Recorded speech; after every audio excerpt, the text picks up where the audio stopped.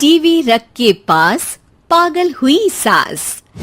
आजकल वर्मा जी की पत्नी देवकी जी केबल पर रियलिटी शोज देख देख कर बहुत कुछ सीख रही हैं। जैसे आज तो वो सुबह सुबह बेसुरे आलाप ले रही हैं। सारे गामा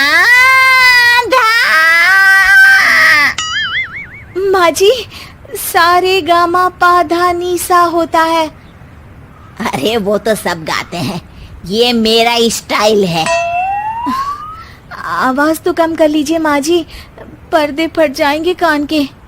ये कहो कि पर्दों में आग लग जाएगी। देखना, मेरी आवाज सुन के जज आग लगा देगी, आग लगा देगी, तू तो आग लगा देगी, ऐसा बोलेंगे। सरिता वहां से परेशान होकर चली जाती है और सास रियाज जारी रखती है। सारे गाओ, सारे नाचो। तभी बाबूजी दुकान से लौटते हैं। अरे देवकी, क्यों तानसेन बनी हुई है? कान से खून निकालोगी क्या? अरे क्या हुआ, रियाज तो करने दो मुझे। इसको रियाज बोलते हैं? ऐसा लग रहा है जैसे घोड़े हिना रहा है। घोड़े पे बैठ के ही बम्बई जाऊंगी मैं तो, जब जज साहब कहेंगे कि देवकी तुम मुंबई आ रही हो। जज साहब, वो अदालत वाले? अरे नहीं नहीं, बड़े लोग हैं, आप नहीं जानते हैं। ओ मैं तो छोड़ चली अपना ये देश, बम्बई मुझे प्यारा लगे। गाना गाती हुई देवकी चली जाती है और बाबूजी अपनी सरफिरी पत्नी के इस संगीत प्रेम की चर्चा करने बहू के पास चले जाते हैं।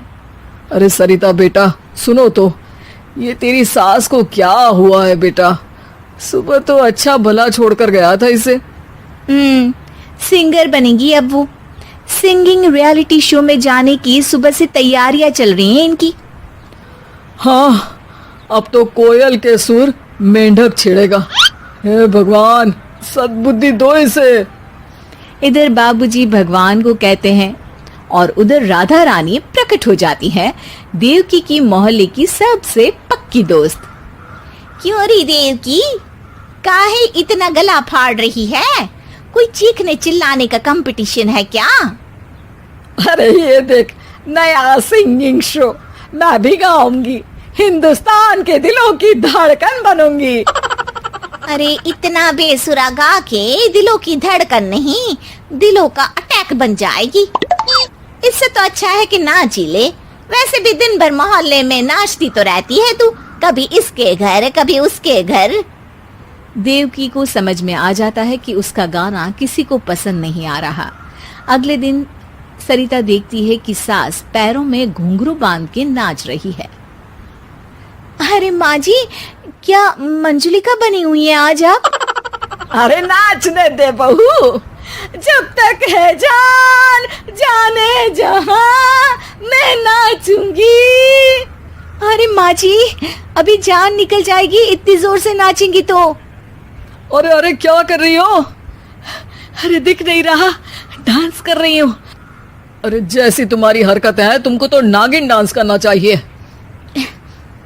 वो भी करूंगी, भांगड़ा भी करूंगी। देखना, जज मुझे देख के स्टैंडिंग ओवेशन देंगे। हाँ, स्टैंडिंग ओवेशन तो देंगे ही, ताकि खड़े होकर वहां से भाग सके तुम्हारा डांस देखकर। अरे कुछ ढंग की चीज करो, ये रोज क्या नया शुरू कर देती हो? सास को लगता है कि उसका डांस का सीन भी बिगड़ गया। अब वो टीवी देख के कोई और कलाकारी ढूंढने लगती है। तभी उसे टीवी पर खतरों के खतरनाक खिलाड़ी शो दिखता है, जिसमें लोग अलग अलग स्टंट करते हैं। बस देवकी को नया काम मिल जाता है। अगले दिन सुबह देवकी डंबल लेकर कसरत करने लगती है। माँ जी, ये क्या कर रहे हैं आप? अरे खली जैसे बनकर खलबली मचा दूंगी। कल मैंने खतरों के खतरनाक खिलाड़ी देखा और सोच लिया कि मुझे वही जाना है। हाँ बस। तभी वहाँ बाबूजी भी आ जाते हैं। अरे इतना भारी डंबल, अरे गिर मत जाना कहीं लेकर। अरे चुप करो, तुमसे कुछ नहीं होता इसका मतलब ऐसा नहीं कि मुझसे भी कुछ नहीं होगा।